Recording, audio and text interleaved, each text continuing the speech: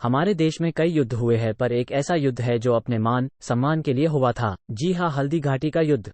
जैसे दिन में सूरज के प्रताप से दुनिया में रोशनी फैलती है, वैसे ही युद्ध में अपनी वीरता शौर्य से पूरे युद्ध निखर आते थे। हम बात कर रहे हैं महाराणा प्रताप की। युद्ध की कथा में आगे बढ़ने से पहले आइए महाराणा प्रताप के जीवन के बारे में जानते हैं। तो बात है 9 मई 1540 की, जिस दिन राणा उदय सिंह और जयवंताबाई के घर महाराणा प्रताप का जन्म हुआ था। महाराणा प्रताप का बचपन भील समुदाय के बीच बीता था और महाराणा प्रताप का बचपन का नाम अकिका था। भील समुदाय में अपने बेटे को किका के नाम से बुलाया जाता है। दिन बीतते गए और महाराणा प्रताप बड़े हो गए और अब बात आ गई मेवाड़ की राजगादी संभालने की। राजगादी उदय सिंह की पत्नी धीरबाई के बेटे जगमाल को सौंपी गई, पर सबकी असहमति होने की वजह से राजगादी महाराणा प्रताप को सौंपी गई। 28 फरवरी 1572 में 32 वर्ष की आयु में महाराणा प्रताप का राज्याभिषेक हुआ।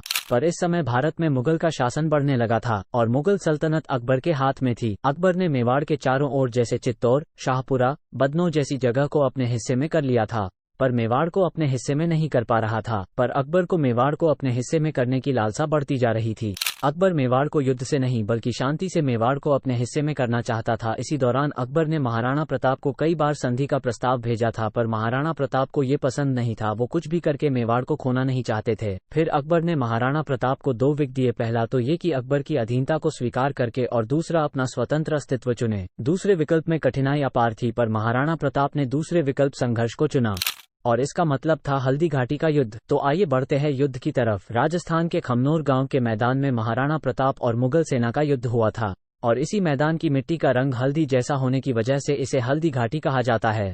पर इस युद्ध में कौन कौन शामिल थे? महाराणा प्रताप ने अपने घुड़सवार सैनिकों और भील समुदाय के धनुर्धर का साथ लिया था और हरावल का नेतृत्व अफगान के हकीम सूरी ने संभाला था और अकबर के हरावल का नेतृत्व मानसिंह कर रहे थे।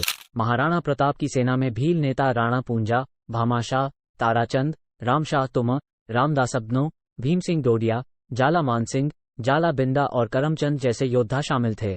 और अकबर की सेना में जगन्नाथ कछवा, मधु सिंह कछवा, सैयद हासिम, महाराणा प्रताप के भाई जगमाल, शक्ति सिंह और बहलोल खान जैसे योद्धा शामिल थे। और 18 जून 1576 में युद्ध की शुरुआत हुई और महाराणा प्रताप की वीरता देखकर मुगल सेना के पसीने छूट गए थे और कई तो भाग गए थे। मानसिंह ने जैसे तैसे करके मुगल सेना का हौसला बढ़ाया। फिर हाथी युद्ध हुआ, उसमें महाराणा प्रताप के हाथी रामप्रसाद और लूना को मुगल सेना ने बंदी बना लिया था। अब महाराणा प्रताप का एक ही लक्ष्य था, मानसिंह को मारना।